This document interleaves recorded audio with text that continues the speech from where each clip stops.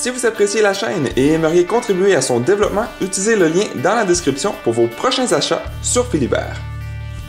Cet épisode est commandité par Tabletop Café.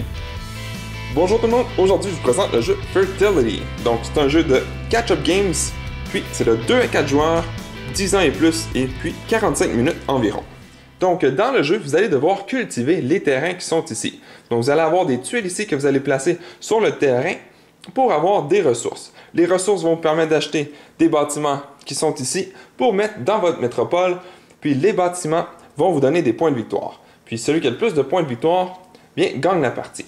Donc la façon que vous allez placer vos tuiles, c'est simple. On a des ressources comme un peu au domino, donc de un côté puis de l'autre. Et puis on doit tout simplement les placer à côté d'une autre tuile qui est déjà là. Donc je pourrais le placer ici. Donc j'ai déjà le bovin qui est ici, je le place à côté d'un autre bovin, donc j'aurai une ressource de bovin ici. Ensuite, j'ai celui-là qui touche à un champ de blé, donc j'aurai un blé. Donc je pourrais tout simplement prendre une ressource de bovin, donc j'ai les fleurs de papyrus, l'albâtre, le bovin et puis les raisins. Donc je prendrai mon bovin, puis comme vous voyez, j'ai pas de ressource de blé. Le blé, c'est tout simplement sur votre plateau de métropole ici, donc j'avancerai tout simplement de 1.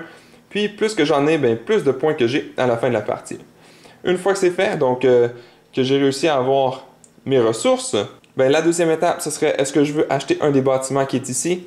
Lui, il me coûterait absolument rien, donc je pourrais le placer ici si je veux. On peut tout simplement en prendre un maximum, ou peut-être que je voudrais celui-là, peu importe, ou peut-être que je voudrais celui-là, puis dépenser une ressource. J'en ai deux, donc j'ai un blé, puis j'ai un bovin. Donc, je pourrais dépenser soit mon bovin ou mon blé. Par contre, c'est peut-être pas une bonne idée de dépenser le blé, puisque ça donne des points. Ça donne pas de points. Puis, en plus, je pourrais venir le placer directement. Oh non, pardon, je pourrais pas venir le placer parce que je l'aurais dépensé. Mais peu importe, on peut dépenser des ressources de façon qu'on veut. Donc, ici, c'est 2. Donc, je pourrais utiliser les 2 qui sont là. Donc, je suis pas obligé d'utiliser les mêmes ressources pour acheter une tuile. Donc, puis une fois que j'en ai acheté une, bon, admettons que je voudrais dépenser mon blé. Donc, je mets la tuile n'importe où. Une fois que c'est plein, par contre, je ne peux plus en rajouter. Puis, peut-être que je vais dépenser le blé justement pour que je puisse prendre le bovin. Puis, on a des places ici qu'on peut venir placer nos ressources. Donc, on fait tout simplement regarder la ressource qui est sur le bâtiment. Donc, quand je le mets ici, bien, le bâtiment ici est complet, donc à la fin de la partie, j'aurai 3 points. Ici, bien, il me faudrait 2 ressources pour avoir 8 points, donc je serai rendu à la moitié pour avoir le 8 points. Puis une fois que c'est fait, que vous avez placé vos ressources, si jamais vous en restait à côté de votre plateau, bien, vous faites tout simplement les retourner, puis vous les perdez. Ensuite, à la fin de votre tour, une fois que vous avez redonné les ressources, si vous en restait, vous prenez une nouvelle tuile parmi les communes ici pour les remettre dans vos 3 d'inventaire personnel ici. Puis ce serait au prochain joueur. Donc le prochain joueur, il viendrait placer une tuile. Peut-être qu'il voudrait le placer comme ça. Donc j'aurais un raisin ici. Donc il y aurait 2 raisins grâce aux 2 tuiles qui sont ici. Ici, donc j'ai la ressource comme ceci. Donc malheureusement, je ne pourrais pas l'avoir puisque celle-ci, c'est seulement quand on la couvre. Puis elle peut être couverte avec n'importe quelle ressource. Ça n'a pas besoin d'être l'albâtre sur l'albâtre. Donc peut-être qu'au prochain tour, je pourrais venir placer quelque chose. Il faut que ça soit blanc sur blanc par contre. Donc comme ceci. Mais même si ça serait le bovin, je pourrais quand même obtenir la ressource qu'on cache. Donc si je fais ça, ben j'aurais ça de plus. Plus ceux qui se touchent ici. Donc j'aurais 2 ressources pour les blancs.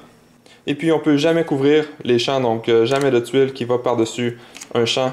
Et même chose avec les lacs. Jamais de tuile qui va par-dessus les lacs. Puis à la fin, vous faites tout simplement compter vos points. Donc, si vous avez réussi à compléter des bâtiments avec des points, donc il y en a certains que c'est différent. Donc ici, si je réussis à avoir 3 cubes blancs sur le bâtiment ici, bien j'aurai 3 points pour chaque cube blanc partout sur mon plateau.